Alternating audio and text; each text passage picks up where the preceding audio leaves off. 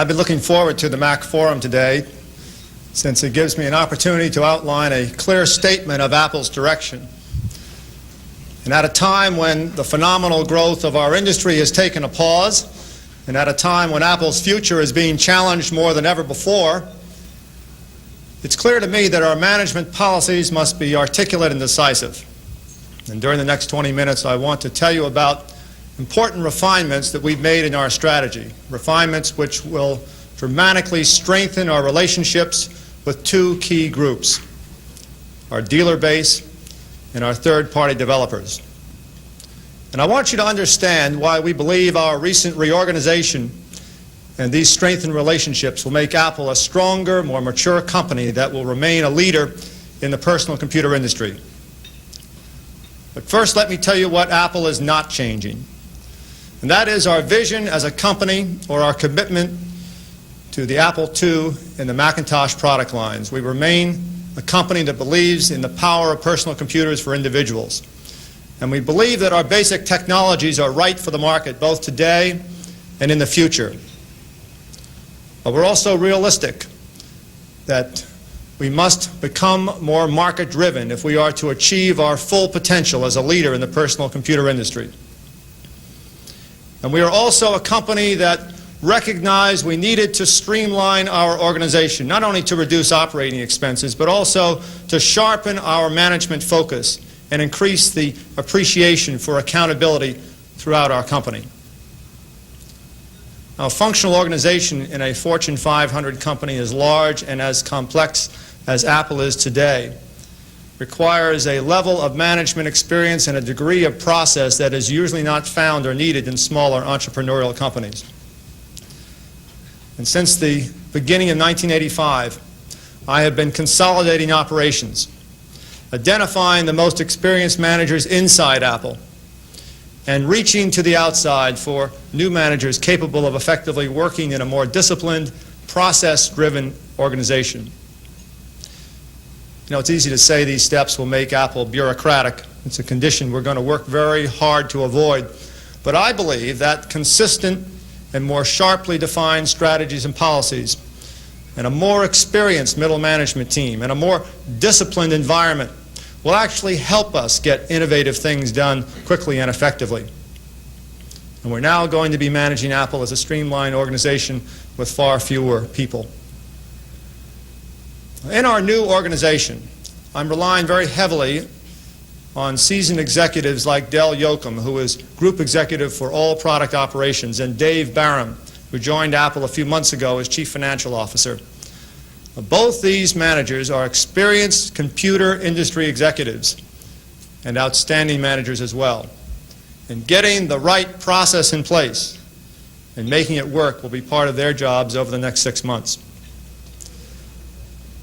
Now, I have appointed Jean-Louis Gasset as Vice President of Product Development because I believe he has a special appreciation for customer needs and a passion for great products, and he shares my belief that there's a lot of technical talent in the industry outside of Apple that's willing and interested in working with us if it's really clear that we want them to.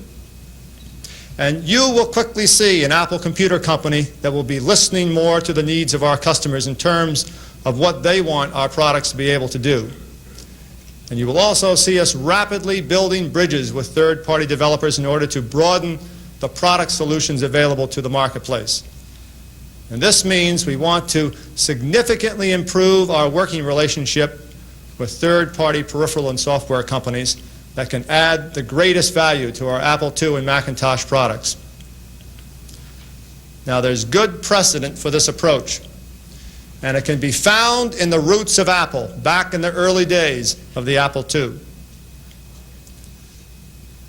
With these working relationships with third-party developers in mind, I've asked our General Counsel, Al Eisenstadt, to play a major role as my key executive in charge of defining and formalizing all outside agreements. We want to actively build bridges starting now with other companies. And as part of our efforts to rely more heavily on third-party developers over the next several years, you'll see us take steps to make it easier for other companies to connect their products with ours. These steps will include a gradual transition to selective industry protocol standards, as well as a new priority in the future for workstation expandability. Apple Computer will be a market-driven company. This doesn't infer in any way that we'll compromise in building great innovative products, because innovation will still be a driving force for our company. But being market-driven means we will adopt innovation to the needs of the market. For example, it's quite clear in the past 6 months that an important class of dealers has emerged, the so-called full-service systems integrators, who are successfully selling to the business market with their own outside sales forces. And if Apple is to be a part of this important emerging channel, then we must offer this group of business dealers hardware peripherals, business software, and the ability for our products to connect up with IBM-compatible personal computers as well as larger computer systems. These peripheral products do not necessarily have to be Apple-branded products as long as they come from companies that dealers can trust. And obviously, if dealers know Apple is working closely with some of these developers, it will greatly increase the confidence of both dealers and customers in these products. During the next several months, you can expect to see Apple greatly increase its commitment to the success of the dealer base. Dealers will know without a doubt that Apple expects to reach its markets primarily through the dealer channel. They'll see sales and marketing programs designed with dealers' success in mind, and we expect to see increased dealer efforts to sell Apple products. And this recognition of the dealer base as our primary distribution channel was one of the main reasons we centralized all U.S. marketing and sales under Bill Campbell, who has an expanded role as group executive. Now, Bill was the first top executive that I recruited when I joined Apple. And in the past 2 years, he's developed a well-deserved reputation both inside Apple and in the industry as a strong and disciplined leader. And along with Mike Spindler, who heads our international group, our sales efforts throughout the world will be based on the dealer channel. These senior managers are experienced and highly respected executives with a no-nonsense attitude about getting things done effectively. Well, over the past 2 weeks, Bill Campbell and I have spent a great deal of time meeting with groups of dealers, which include independents, chains, and those dealers who concentrate directly on business. And I have shared with them the directions that I intend to take our company, and in return received a great deal of constructive input. And I'd like to outline for you now the framework of Apple's new directions in selling. First, we will clear up the channel conflicts between dealers and Apple's own national account sales organizations starting now. Effective July 1st, Apple will primarily focus its selling efforts through dealers, and this means that except for a small number of contractual agreements already in place, virtually all Apple-branded Office products sales to large companies will be made by dealers. Now, this doesn't mean we'll lessen our commitment to those few major accounts we now work with directly. We'll continue to increase our value to these select customers and work with them as partners to provide them with the solutions they need. We have developed some very significant relationships with a few of the premier companies in American business. Now, Peat, Marwick and Mitchell is an excellent example of a company that saw real merits with Macintosh technology. And they took the risk to be an innovator. And we don't have any intention in abandoning them now. So for companies like Peat, Marwick, and Mitchell, we will, of course, continue to work directly with them with as much commitment as we would have before this policy change. But we want to make it very clear, starting today, that the way for businesses to work with Apple is through its network of dealers. In turn, we will continue to aid and support our dealers by providing corporate briefings for dealers who bring their customers to Apple, and we will assist dealers on sales calls selectively as needed. The purpose of this relationship is to give those business customers that require it the confidence of knowing precisely where Apple is going and to help dealers expand their sales with business. In effect, we're giving up Apple's small 60-person direct sales channel to corporate America, and in its place are taking steps to sell to business through the over 2,000 outbound salespeople that make up the selling network of Apple business dealers. Business dealers have already proved they can effectively sell personal computer systems to large companies. In fact, about 30% of all personal computers bought by large companies are purchased through dealers. But so far, Apple has accounted for a small part of their total sales, and we want to change that situation starting now. Second, we'll strengthen dealers' ability to sell to business. Now, as a statement of direction, we want to see more peripherals and accessory products from both Apple and third-party developers that will enable those Apple dealers who are systems integrators to add more distinctive value for their business customers. Over time, we would expect to see some selected Apple products which would be distributed only through those dealers who are full-service systems integrators. These dealers will emerge as a separate and distinctive class of dealers, and we intend to recognize their needs as being different, and we'll be defining specific strategies and policies for them in the months ahead. Third, it's well known that Apple enjoys a strong, loyal following in education. Our K through 12 sales remain extremely healthy, and we have successfully created a method of selling that lets us work directly with large educational accounts while making the dealer an integral part of the total selling, training, and equipment installation process.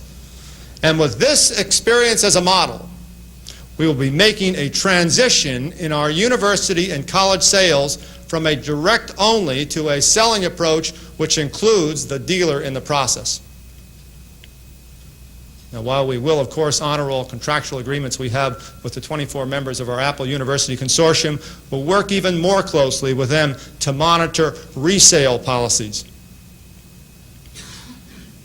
Fourth, a market-driven company must offer strong marketing programs for its customers and dealers. Therefore, effective July 1st, we will begin the first marketing push for Macintosh that recognizes dealers' needs for flexibility in customizing their programs. And at the same time, we want to expand the 512K and second disk drive installed base because of its importance to the new power user software applications that are already shipping this summer. We'll actively support our marketing program with highly visible yet carefully focused advertising efforts. Now, the marketing message for Macintosh that has largely focused on ease of use will now begin to shift its emphasis to the power of the Macintosh system with the hardware peripherals and power software now in the market. Up until now, many users felt they had to make a trade-off between ease of use and real functionality for the power user. With all that's been written about the personal computer industry and Apple, it may be escaping the attention of many that the promise of the Macintosh computer as a true power tool for the mind is now a reality with products that are actually shipping. And as 1985 unfolds, more power user software will rapidly become available, and we will be shipping an Apple-branded Direct Connect hard disk for Macintosh this October. And it is still our intent to bring an Apple-branded file server to the marketplace as soon as we can. And in addition, we are actively in discussions with third-party developers to create server products and network services which will add value to our Macintosh workstations and LaserWriter printer. And you can also expect to see marketing programs later this summer which will include the Apple IIc and Apple IIe. The Apple IIe professional system continues to sell well to small and family businesses, and you will not see us arbitrarily restrict the Apple II to just education and home. The Apple II does have a tremendous loyalty with educators, and you will see us put increasing emphasis on this strength in our marketing programs later this summer. In summary, Apple's two primary market priorities are education and business through dealers. And we'll, of course, continue to put special market effort against the consumer market to leverage our product and market positions in education and business. And we'll put better focus on these markets beginning immediately. Finally, a few words about our directions in the future. I believe that value-added resellers are going to play an increasingly important role in our industry. Now, we're extremely enthusiastic about the telecommunications alliance that Apple has with General Electric Information Services, since it creates both a new important market segment and is philosophically consistent with our interest in having others who add value to the end business user customer. Now, I think it's reasonable to expect that many Apple business dealers in the future will either become value-added resellers themselves, thereby adding distinctive value for their business customers, or will become a sales channel for selective VAR products. In any event, the increased trend towards vertical solutions, which can take the form of either templates on popular business software or special purpose vertical software, will be important in our future. Therefore, we're establishing a high engineering priority to simplify the development tools for those who want to write Macintosh. Now, inside Macintosh, which is our development tools for Macintosh software, has been extremely important. But I believe there is a real market need for even easier to use software tools which can be used by value-added resellers, by business dealers, and others who want to write Macintosh software. Too often, a lot of us have spent too much time talking about what we will do in the future as opposed to focusing on the strengths of what we really offer today. Therefore, we'll talk less about next year's products, while at the same time we will try to do a better job on a non-disclosure basis in keeping third-party developers informed on where we're going with future products. And I should also point out that it moves to streamline Apple's expenses that we do not plan to cut back on our efforts to develop enhancements and new products for both the Apple II and the Macintosh product families. At a time when some industry commentators are seriously questioning whether the personal computer industry is reaching saturation, and are pointing out that some personal computers are gathering dust on executives' desks, there's probably no message that Apple can make that's more relevant than restating the premise of our product strategies. We are a company that builds personal computers for individuals. This is because we firmly believe that the information revolution is one that will touch the lives of individuals even more than it will affect institutions. A personal computer can be far more than a smaller version of its larger mini and mainframe cousins. Macintosh was created to be the power tool for the mind, just as the automobile and airplane have been power tools for the body. And as a power tool for the mind, a personal computer has barely begun to realize its potential to create new markets which will dramatically change the way we think and communicate and learn and play. And by making Macintosh easy to use, we not only have created a landmark user interface that can bring personal computing to many who otherwise would have been intimidated by the complexity of computers, but we're now making it intuitive for even the power users. Seems almost an injustice that at the point when we and third-party developers can finally offer the marketplace genuine, intuitive power user solutions, that people are hesitating to buy. Is it because the marketplace is saturated, or that these solutions are not the right ones? No, I don't believe so. I believe if we restore people's confidence in Apple as a company, and if we all stop talking about what we think is coming next and start focusing on the value of what we can offer people right now, which is a lot, then we can get things moving again. My goal today is to let you know that we are one Apple. We put our individual egos aside and we are putting teamwork in its place. I came to Apple because I saw the possibilities in this company and this industry to do incredible things. Well, it's clear that we're going to have to do incredible things right now in order to continue to succeed. And that starts with clearing up ambiguities in Apple's directions, clearing up channel conflicts, and getting the message out to all who are interested that Apple intends to be a constructive player in this industry. But we will only do this successfully if we can quickly marshal the confidence and commitment of dealers and developers who recognize that Apple's success is as important to them as it is to us. Many of those key players are here at this MacForum, and I hope it is very clear to them that we are taking these major policy steps in order to strengthen our relationship with them and become a better, market-driven, customer-oriented company with a genuine commitment to the dealer system of selling. Now, we're solid in our commitments. We're firm in our product foundations and confident that with strong partnerships with dealers and developers, we'll remain a leader in the personal computer industry. Thank you very much.